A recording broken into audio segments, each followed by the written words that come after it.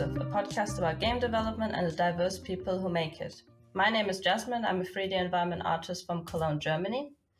And my name is Ash, and I'm an environment artist in North Carolina, USA. And today's special guest is an art director that works at Absolute Joy, Lyndsey. Welcome, Lyndsey. Thank you for being with us here today. We're so excited. Hey, thank you so much for having me. I'm so excited. Literally, like when I thought of people to bring on, I was like, who's fun and who likes to talk? Lyndsey. I'm an art director, so like most of the job is talking. So yeah. And I think for me, especially, you've been such a huge positive force in my art career so far, and I just, it's just nice to have you on so we can talk about you and let everyone else know how awesome you are. Because that's the point. Oh, that's so kind. I appreciate that because Ash, you're just incredible. So the fact that I've been able to have any part of your journey is like, you deserve it. You're amazing. No, man. So I'm so excited to talk about that stuff. Everything you have done has paid and will continue to pay dividends in my life. Trust, okay? But, kind of moving on to topic one, I was kind of wondering, how did you become an art director? What does that path kind of look like? Because it feels like to me, from a person who doesn't necessarily know that much about the previs side of things. Art direct, you can't just start there. What did your work before look like to get you to where you are now? What were the kinds of jobs and things? What were the stepping stones?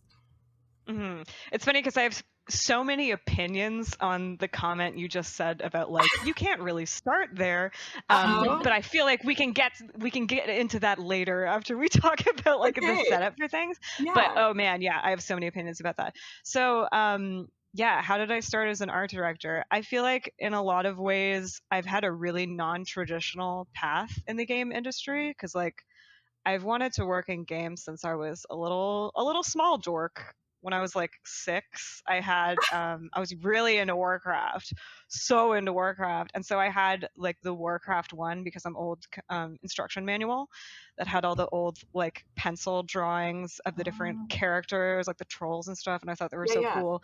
And I remember I would just read the instruction manual all the time, be like, wow, so cool.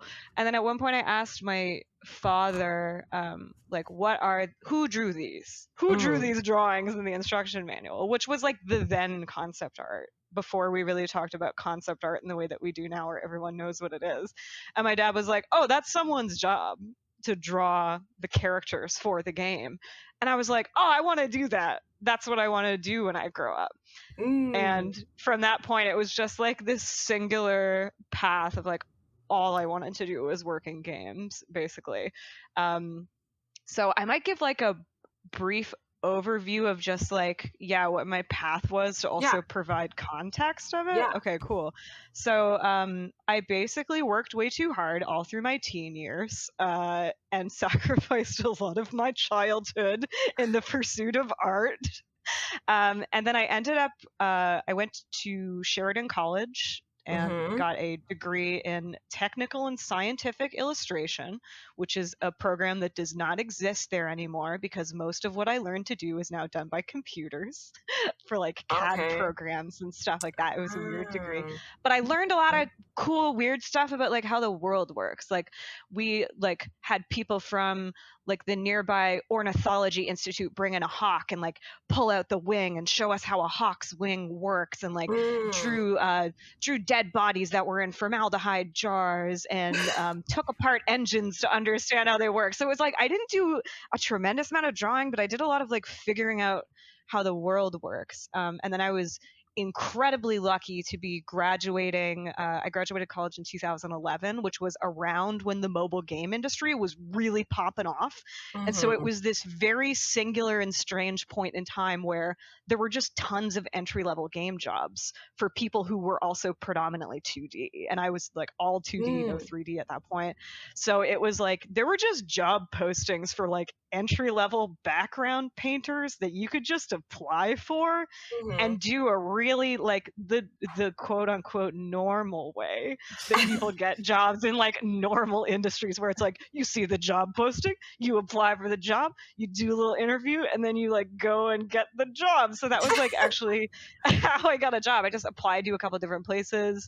I interviewed well and just got my first job, which was I was a background painter on the Degrassi Junior High mobile game, which is very Canadian. So I had a really Canadian foray into the industry. And so I was at that studio for a number of years, and I worked my way up to being an art director within that studio. It was like a weird combination of things where I just naturally like doing lead type things, because I think I have like a tendency to see like the overall view of stuff and like, why are we doing these things? Where do they fit into the project? And that, I think that kind of mentality just leads well to, so to speak, being a lead. And it was also that like that studio I was at didn't have an art director, and we really, really needed one. Like it was kind of startup-y, like nobody knew what they were doing in mobile games in that era, so it was sort of like whatever artist got to the pitch first, their style was sort of the art direction, and then people would be like, I guess we'll emulate that. And it was just like such a wild way to work. So like the studio had about 80 people at its peak, and so at one point I was like, this doesn't make sense the way that we're working. Like we need to have someone who's like setting the direction of things. I think that could be better. So I sort of fell into doing that role just because I saw a need. And after doing that role for like being an art director for a couple months, I ended up just going to HR and being like, hey, this is the job I've been doing, formalize it and give me a raise. And they were like, no, okay. And they just did it. So that's great. Yeah. I think there were just like a lot of weird circumstances that maybe could have only happened in that very strange era in mobile games, that like I was an art director at 25, and I don't think that happens a lot in this industry. So that was kind of how I got into being an art director. Again, I have a lot of opinions about how people get into art direction that maybe are better for later, but sure. Yeah, so then I had like worked my way up from being like a production artist to I was a lead artist, so I was a lead on just a small team, then to being the art director of the whole studio and like setting direction for things like that. From there, I had a very brief stint as a creative director at a local studio that was like starting up an internal game division. I frankly got very, very depressed there because it was like really similar to the job I had just done, and I was like, I feel like I'm in this weird loop where I'm just doing the same problem solving for the same types of people on the same teams. So I sort of like unceremoniously quit my job as a creative director because I was just like, this is not working for me. And then I decided to go freelance, and I was gonna kind of take a break from the industry for a bit. But then it like word got out that I went freelance, and I just started getting job offers. And you know how there's the whole thing with freelance where they're like, it's all feast and famine. You get a bunch of jobs, and then you get 0 jobs, and you got to live on what you did when it was like the land of plenty. So when I got job offers, I was like, oh, I have to take these because they will be the last jobs I will get for probably my entire life. That pressure's real. Yeah. Oh yeah, freelance gang in the chat right now. Like, yes, totally. I was like, all right, I'll take these jobs that have come in now, because surely they will be the last I get for a while. And that was how I worked for 5 years straight with no breaks. Oh, damn, that's crazy. Yeah, so I was like, I'll take a sabbatical. And then no, because it just like the jobs just kept coming and I just kept taking them. In hindsight, probably means I should have been charging more money so that more people were going, oh, okay, we can't actually offer you this because we're out of budget. But I just took everything because I felt this real scarcity mentality about where I was at, because everyone talks about how hard freelance is. And I think I had that really cemented in my mind of like, it hasn't gotten bad yet by some stroke of luck. So surely I just have to prepare. But then it like never did get bad. Thank God. So now when I talk to, it's truly, so when I talk to people who are like very, like I have so many friends who are incredible artists, delights to work with, and they are reticent about going freelance because they're like, it's so hard. And it's like, I think it can actually be easy too. it's hard in other ways. Like, how do I stop my body from falling apart? Or, you know, why are my knees making that sound when I sit down? You know, but I didn't have too much trouble with like getting work. Though I will also say it's clearly because I had worked in the industry before. For Like sure. going directly into freelance, I think, is a totally different prospect, way more difficult. Like I had the benefit of connections and people I already knew, so it was easy to just kind of like tap into my network I already had established in that way. So I think my experience would be way different if I had out of school gone to be a freelancer. But yeah, so anyway, freelanced for a while. That turned into co-founding an indie studio called Sonderlust. Worked there for a couple years. We did a 7-figure funding raise, which was very exciting. And then kind of got that all set up, and I decided to move on from that and just sort of fell into my current gig at Absurd Joy, which we're a weird experimental VR game experiences, maybe not games sort of company. And it's like the weirdest stuff I've ever been doing, and it's been very cool. So that's the TLDR, maybe long version of what my CV is. I always like to give context because it's like there are so many different paths to the game industry. Sure, you both know.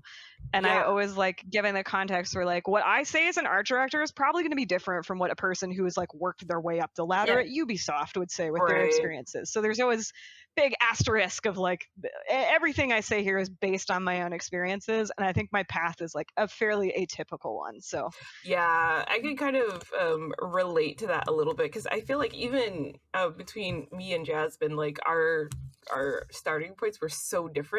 Because with me, I went to art school and I didn't want to be a game artist. I wanted to be an animator. Like I wanted to work on like Disney films. But yet I'm here in game art now. Like because like just certain events happened where like I'm here and I'm enjoying myself, and it's kind of nice to see people have a little bit more atypical paths because like I don't know, like you can kind of get sucked into this thought that there is one way to do the thing that you want to do. And there's just so much variable by existing as a human being that's just not like I think we try to do it because we try to have like a safe way to do things generally, like oh this is like the path that you can have to become whatever, but it's not always like that. Like sometimes you sometimes life is like, hey, what if you freelanced right now? That's what happened to me because I wasn't planning on it. It just happened to me. And that's also like a valid sort of route, you know, like everyone's different. And so hopefully people don't feel too bad, even though I know people do feel bad for feeling like for having like a different path for like whatever reason, like their degree was like not art originally, or they're like older in quotes than like everyone else or whatever, and they're just getting their start. There's just a lot of ways to like do the thing. It's just about making absolutely. Yeah, so well said. Like I didn't even go into the industry wanting to be an art director. It just sort of happened because I found that I really like this type of work. But it's even with getting that, like I felt so invalid in my career for like honestly up until like maybe a couple of years ago, because there's this really dominant idea of like, here's what it's supposed to look like, here's what it's supposed to be. And like honestly, a lot of times that gets defined by people who are not marginalized. So they also don't have to figure out different paths for how to get there. And it's like, I felt so invalidated and like such a fraud for such a long time because I was like, well, this is such a weird path. It means that I am sneaking around or doing something I'm not supposed to be doing. And it's like, it's wild the ways that we can do mental gymnastics to justify our own invalidation. And it's only a couple years ago I've been like, oh, my path is really cool. Like I've gotten to do so much different stuff. It's so awesome. It's so neat. And like, it doesn't mean that I'm lesser than because I didn't do what I thought this career was supposed to look like when I was mapping out my goals as like a 16-year-old, which I think a lot of us do. We have this idea of dream career. And then if we deviate from that, it's like, oh, somehow we've like let down our past selves. And it's like, no, we've learned and adapted. We're wiser, right? Yeah. Like that's so the craziness that's just such a thing that people do. Like everyone, well, not everyone, but a lot of people do, is that they like do that thing, right? Like they're sitting there at 15, 16, or even like I know people who did it at like 10, 11, 12 who are like, I'm going to be a comic artist. And it's just, you're like, why weren't you running outside? Like, why? Because like something on the flip side that I've kind of seen lately, which is kind of sad, is like I will see people who are 15, 16 stressing out about their game art portfolios that they've been working on for 4 years. And I'll do the math and I'll be like, wait, you're 15. You've been learning 3D art on your own for 4 years, meaning you started at 11. Why weren't you outside running around? Why are you like stressing out about not getting a job at 15? Like, yeah, that was fully me. I like didn't have teenage years, honestly, and it's like it sucks because I really had to work for what I got, and I didn't have really a safety plan or backups or help or anything. So on one hand, I'm like, isn't that great that you can have very little and work really hard to get to where you are? But on the other hand, I'm like, no one should have to do that. That shouldn't be a requirement into the quote unquote privilege of getting into this industry. Like, you shouldn't have to give your life for it. And it's like honestly a real travesty that sometimes we can only see that after we've sacrificed so much. Yeah. And it's like, I don't know what the solution to that is. Like, we need more entry level positions in the industry. We need more formalized mentorship to get people in, because it's like, we shouldn't have to give our lives to do this thing. The point of doing a game art job is that it's supposed to be fun and enriching and getting to make things that help people and matter. And it's like, like the cost can be too high, and it's hard to see when you're in it. It's like already during uni, I was just stressing out so much that I need to work on my portfolio. I was freelancing at the same time and like doing all these things at once because I just wanted to be ready afterwards, and it did help. But I didn't have really much time for anything else in those 3 years. And uni went by so fast, and I was already working, and it's kind of like, okay, now I have to go back to full time now, kind of just continuing the thing I already did for 3 years. So it's hard to like find that balance. So it's good to stress that you don't have to like be constantly stressed out about your career and always be like, I need to work 24 hours a day to get somewhere, especially when you're so young. Like most of us, like I think Asher and I didn't even know until I was 20 what I want to do. Like I got out of high school, I was doing things on and off for like a couple of years, doing graphic design, doing calligraphy, working in a bike shop, and I just didn't really know. And then when I found 3D, I was like, okay, I want to try this out. I don't know if it will get anywhere, but I'll try it. So I don't think you need to like stress out so early, especially when you said there's 16-year-olds who are worrying about their portfolio. It's like, please don't, please, you have time. Like, it's such an ageist thing as well in this industry sometimes that you need to be successful at a super young age. And it's like, no, you don't have to. Like, your life doesn't end after 30. Like, stop. We have time. That's the thing for sure, is that I think that like people on this rock that's flying through space at a jillion miles an hour, we place so much importance on prodigies, like child prodigies and things. Like, oh man, look at this little girl who can play some music, like something, or on the violin at 4 and stuff like that. But like, you don't really hear about or it's not really as celebrated as much as like someone who started stuff way later, and not even like 20s, not even 30s, like even later than that. Like and it kind of puts like this pressure on everyone, because it's definitely gotten to me, and it kind of like ties into a little bit of what I said before we started recording. Like, stuff that's been on my mind lately is that like I am very good at working myself. Like, all of my hobbies are very like skills based, like and so it's very easy to be like, oh, if I'm not working on it, because I know that like working on stuff in like little pieces is good. And I think that most people understand that, like, and I think that's kind of like what happens with artists as well, is that I think that artists might be a little bit too aware of time. And I think we understand that like working at something like a little bit every day, or sometimes a lot every day, is going to pay like some sort of return. And it's just that like, because we could get so freaked out about like losing time, maybe, that we push ourselves to that degree. And why you might have someone at like in their teenage years or whatever who kind of like understands, oh, I have to get ahead as soon as possible. like really sacrificing. I don't know. Like I could think about it and talk about it all day. It's I'm glad you're okay now, Lyndsey, or that you're getting to be okay, because I'm sure thank that you. like stuff like that, it probably is like a lot to kind of like unpack. Yeah. When you're on the other side. Absolutely. Sure It's been a journey, and it's a hilarious irony because like the points that you've both previously made of like the way like because I totally when I was like a teenager I would give myself like 12 hours a day. Like I would start a timer and be like 12 hours of drawing a day, this is how we get better. And like just the transactionalization of life itself. And like the irony is like I use concept art as an example a lot because it was sort of my singular vision. Ironically, I kind of am a concept artist, but also kind of not.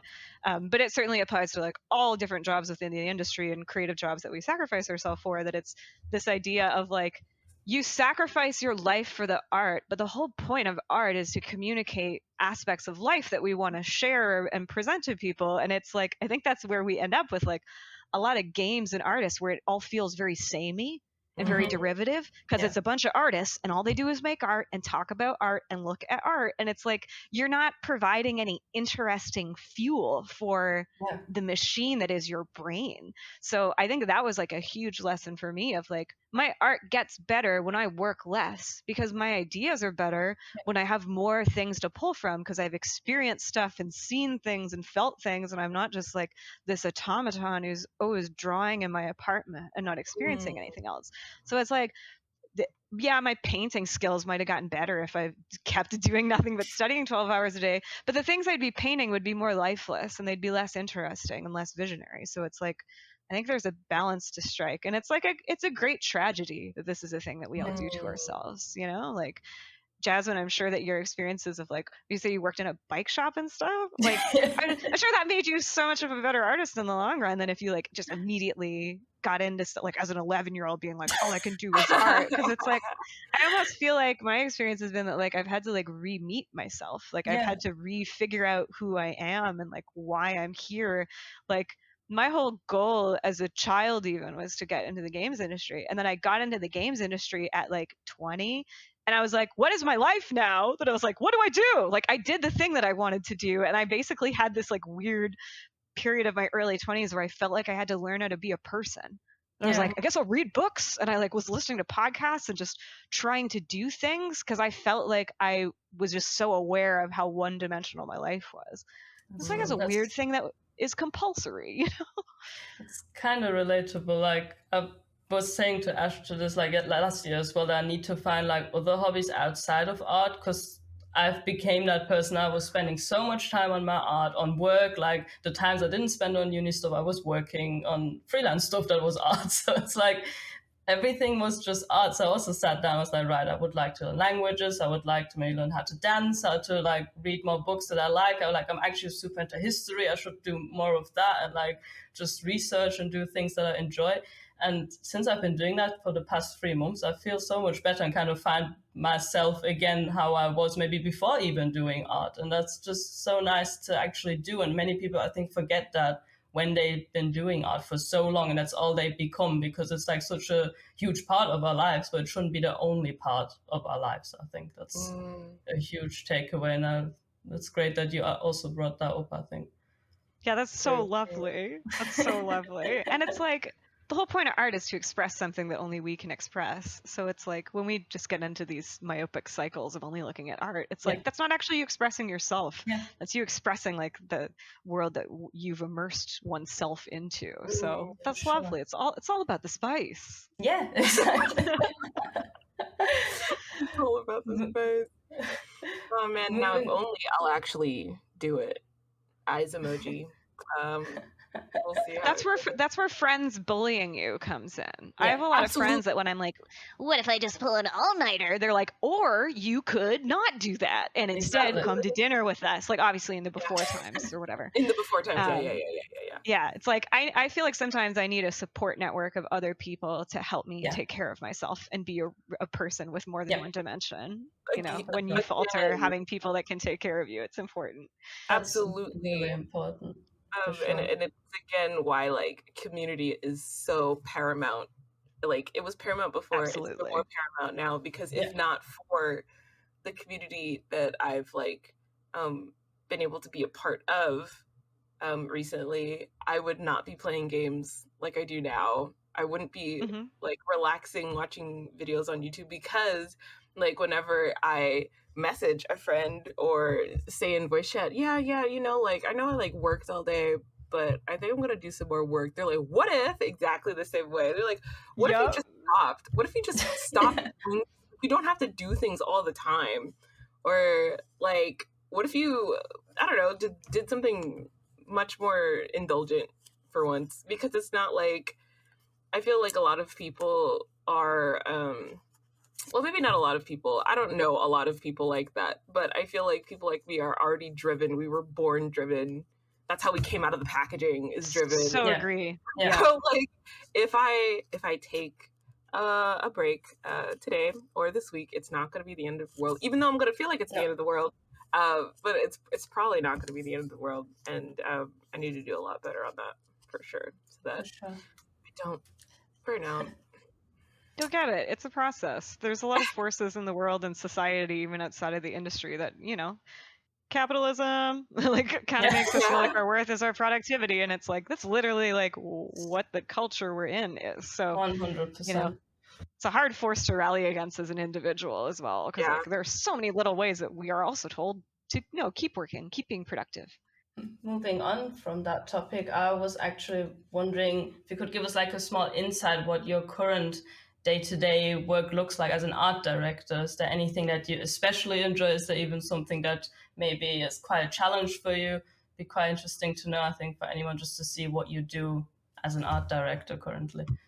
Yeah, and so I love this question because I feel like especially for people outside of the industry, there's a lot of like Yeah. mysticism about No, what it's art directors actually do. yeah. Like I didn't Yeah. know what art directors did before I got into the industry, and even I was in the industry for a year or two before I was like, oh, I understand what this job is. So just to give an overview, I would kind of break down the job of an art director as being two components. There's sort of like two big parts of the job. So it's, and I'm sure you two know this, but you know, for listeners, No, No, please it's great. educate me. I am Yeah, here for education. we want to hear.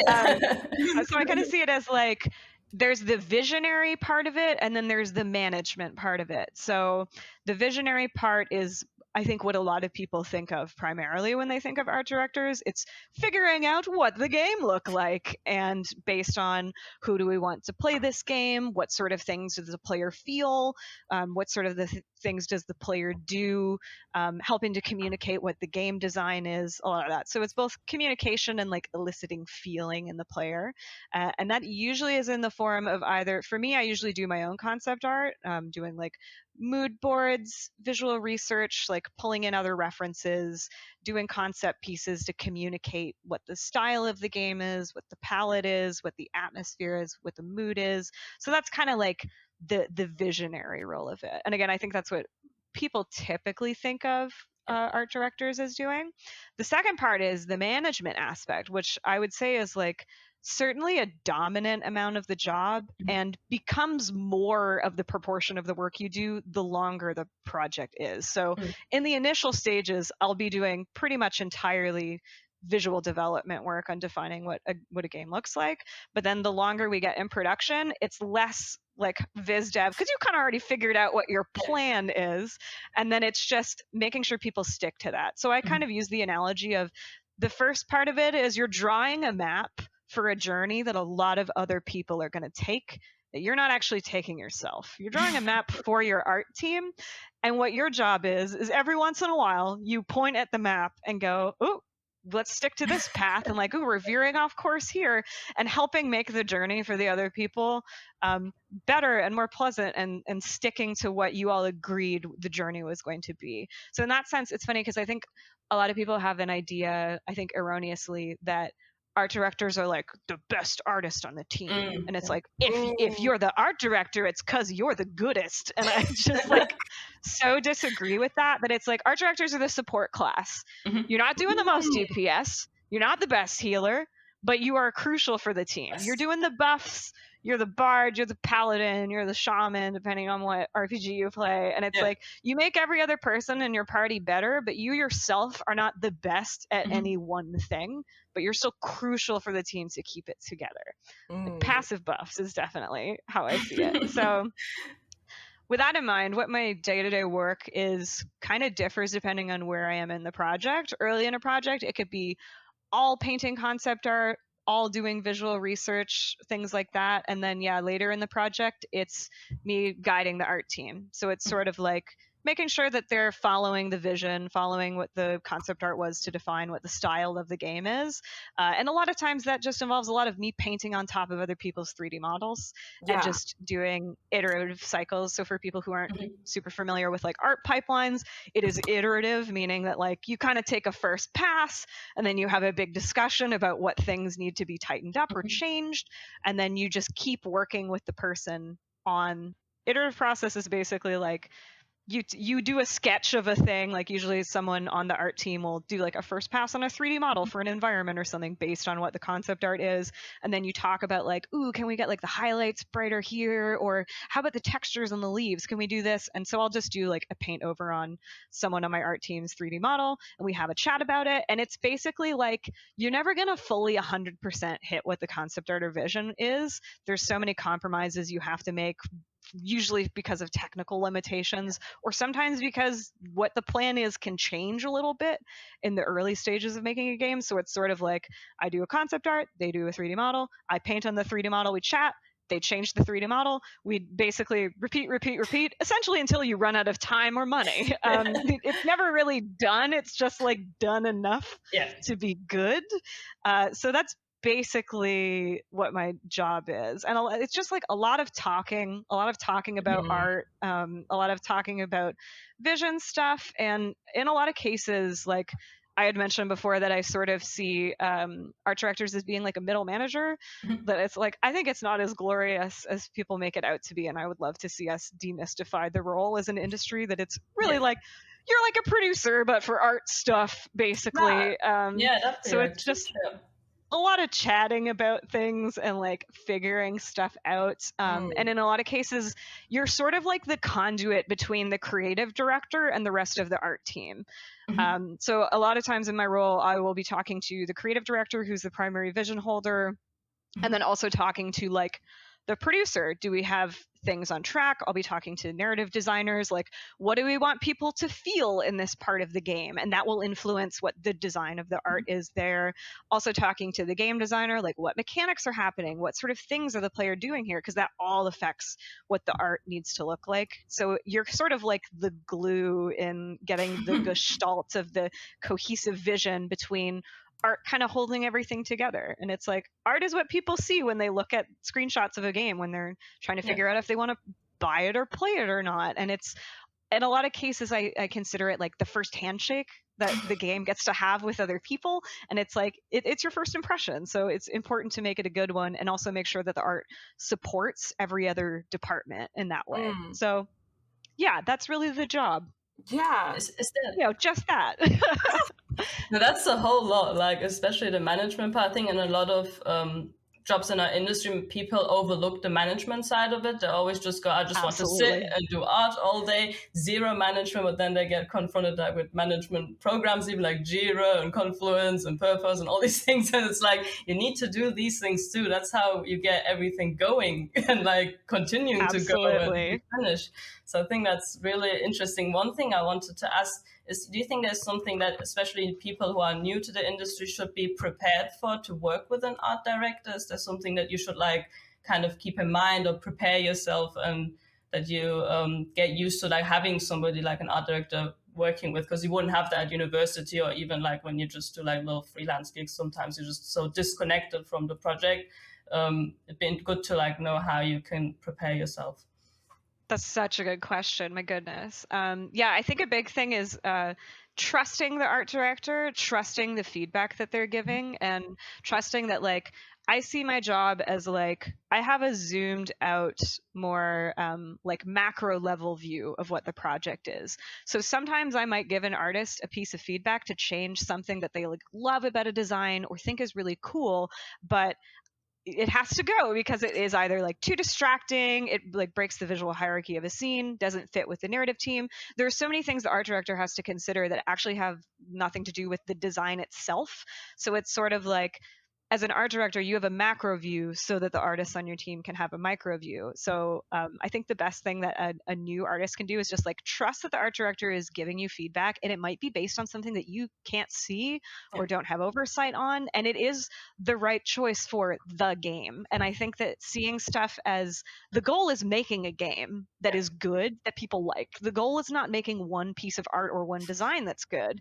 And it's so hard to get into that mind state as new artists in the industry, because the way we learn and the way we talk to each other is like, here's my 3D character I did, or here's my piece of concept art I did. And you see that as the be all end all. But you have to like realize that you are making one piece, one tiny piece of this huge thing that needs to work together in harmony. Yes. So just trusting that like the art director is the person guiding you down this path, and just knowing that like what they're asking is for a reason, even if it's frustrating, even if it makes no sense, even if you have to throw out like a drawing that you spent maybe 6 weeks on, or like a design that you're figuring out for a long time, and just like being open to the fact that they are thinking about stuff you don't have to think about. And that's where a lot of the feedback comes from. And then yeah, just especially that like it's not about making a pretty picture, it's about making a good video game. And sometimes those things aren't always in harmony. Sometimes you might design things in a way that don't make sense or seems like not as cool of a drawing, but it's going to make a better game. And that's kind of like why we're all here, is to make cool games together collaboratively. That's so interesting. I think a lot of that could apply even to your own art that you do in your personal time, like that the big picture matters, and not that you should like get too distracted with micro details or worrying about like, you know, all the small things nobody would notice. Because I always think to myself, like in a game, if somebody would play my level or my environment, would they notice this? Should I spend another week on fixing this? Maybe not. And that's like something that's basically seems like art directors have to in like let people know that you shouldn't be worrying too much about all the small things. Like the big thing matters in the end. Absolutely. Oh, so well said, Jasmine. I wish that, like, I want to record that sound clip and make every new artist in the Oh, industry God. listen to it. That it's like so well said. Yes, that it's. I think that artists should constantly be asking themselves, like, why am I making this? What matters about this? What's important? Because it's so easy for us to like get hyper focused on things that like don't actually matter that much, and like the ideas matter sometimes more than the execution.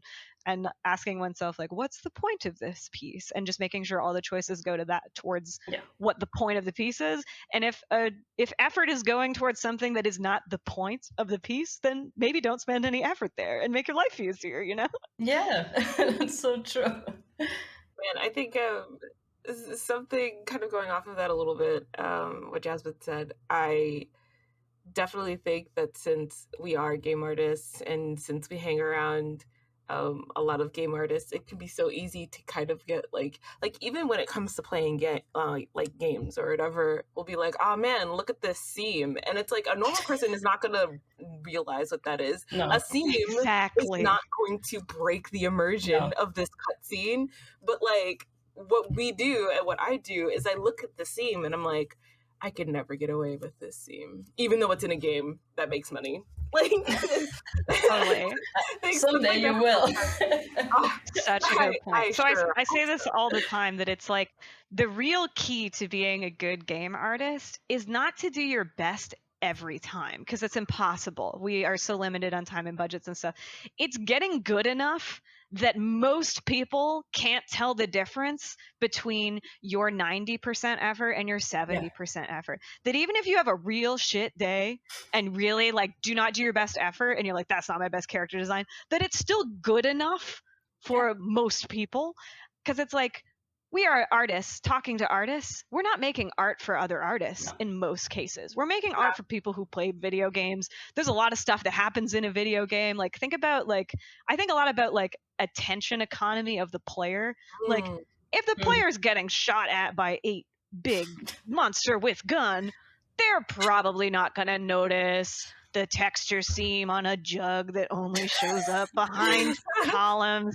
And the only people who are going to notice that are other environment artists who are like, wait, got like, when I was playing Destiny 2 with friends, I was constantly stopping the story missions to be like, no, look at this rug. Look at how good this rug is, guys. Stop. And it's like, but most people aren't playing like that. And you know what? Like, worst case scenario, you have a little error that another environment artist notices. Like, they get to feel smart. So you still did something nice for them in a way. It takes a lot of the pressure away, I think, as well, especially for new people in the industry. They're always probably scared that they have to give their 1,000,000% because they're new, because they're like getting into it. But hearing that most people don't even care that much, and it's okay to give you 70% or 60%, like, that's so nice. That like really calms even me down. Just be like, okay, it's fine. Sure. I don't need to do this all the time perfect. Nobody cares that much. It's just you who cares that much. Yeah. I think maybe even like a even better way to think about it is like kind of going off of like what is the most important in the thing that you're working on. Like, it's probably important if it's like an asset or something that's like a hero prop or something that's in focus. Like maybe you can put that 90% in there. However, the barely seen off at the distance might as well be an LOD object. Like, that doesn't have to. You don't have to go super deep on like the bake for that. It can just work and be done. Because that's something that I've like on my personal project, something that I've like realized is that I worked really hard on a chandelier and I was like, oh man, I have to get it just right. I have to put all this detail in it. And then I went in my scene and I'm like, you barely see it in any of the shots. And that like, moment, you realize. Or even other things like, oh man, I worked really hard on my ceiling, which I am very, very proud of, and I will be showing it because it has to be seen at this point. But it's just here, like, if I hadn't like planned it after the fact, so where you can see it a little bit more, you probably wouldn't have seen it anyways. You probably won't see like little objects like that. So that's something I'm trying to remember about when planning projects. The thing, I think the ability to see that is like the mark of a good artist, in my opinion. Like, being a really truly great artist who's great to work with is just people who can think about where their effort goes in a way like that. And like, the analogy I like to use is, are you making the Nathan Drake or are you making a rock? And it's like, yes, spend effort making the Nathan Drake very good, because that's what the player sees a lot. But the stuff that doesn't matter as much, you don't have to put as much effort in. And like, that's a big part of being an art director too, is like dictating the visual hierarchy of the game scene. Like, what is the player looking at the most? What are they looking at secondary? And just making sure that the effort is appropriate to where things are in the hierarchy. So as an individual artist on a team, especially new artists, being able to have that sight into it and say like, oh, well, this is not as important, so I'm not going to spend 50 hours on this like vase that shows up in one scene. Like, that is the mark of a fantastic artist, because it also like it alleviates some of the cognitive load that the art director has to do, because they don't have to like micromanage people and be like, why are you spending so much time rendering this crate texture that doesn't show up very much, and things like that. So yeah, it's I think just like zooming out and asking ourselves questions a lot as artists, and especially new artists, is such a like great way to be awesome to work with too. This is like a really great point, maybe to have a little break, to have our guests to think about, you know, that the big picture on yourself. Exactly, It's happening. We all will. And we'll be right back after that. So see you soon.